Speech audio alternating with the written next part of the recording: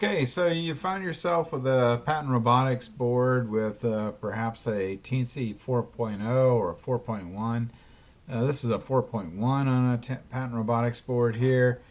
This is a 4.0 on a Patton Robotics board. And it's currently 2022, latter half, and you've got to get a compiler installed. And the current release right now, at this moment, is Arduino 2.0. And if you if you do a search on Arduino and find yourself here, you're going to want to choose one of these download options, the Windows or the Linux or the Mac OS. Download it and install it. And when you do, you're going to end up with something like this. And when you first do it, it's a little bit frustrating if you've played with Arduino before. If I look, for example, at examples, there's hardly anything supported here. There's hardly any libraries or anything that's in existence. So we need to rectify that. And of course, I'm using a Teensy, which in and of itself is not in the default library. So to take care of that situation, first off, what you need to do is you need to go do a quick search on Arduino 2.0 and Teensy, and that'll get you to this page here. Because what you need is this line of code right here. Okay? So you want to copy that, and then when you're in Arduino, when you get to Preferences, either by clicking on Arduino on a Mac or coming down here to File and Preferences, you need to paste that line right here, okay? And then say, okay, now obviously I've already done it. I've already tested mine. And once you've done that, that will give you the ability to choose a Teensy board like a 4.0 or a 4.1. Once it's actually done all that, you'll be able to use this quick drop down. So if I plug this Teensy in, okay, which is a 4.1, and I've now connected it, and it's already been connected one at a time, so it's in its memory in some regard.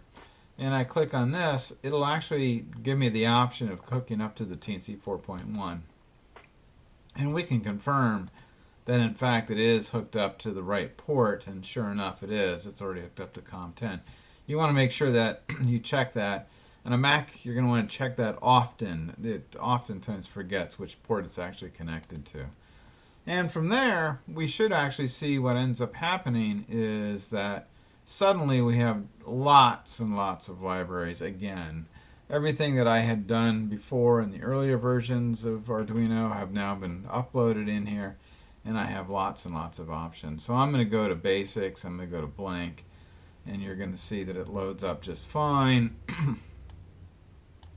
Let me move it so it fits on your record screen, and if I change this to 100 and 100 and I upload it, I should actually verify, but we're going to just trust that it's okay. It's a default program, and you're going to see that it's going to go ahead and upload just fine, and it's going to open up the Teensy loader just like it used to with the earlier versions. There it is, and there you go. Now it's flashing, although the camera doesn't quite justify it, but it's flashing 10 times a second. Okay, just like you would expect it to. Now, we can do other things. All the other libraries should be working and working just fine. So if I go to Examples and I scroll on down to, say, Servo, and I go to Sweep, I'm going to grab a servo here, and I'm going to plug it in. I've got a little robot arm I'll use, and I'll grab a servo off of this.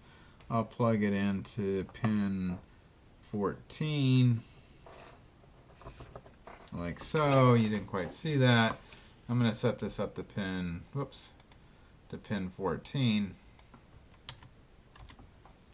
and load it up, and you're going to see that once again it uploads, and the existing libraries work just fine.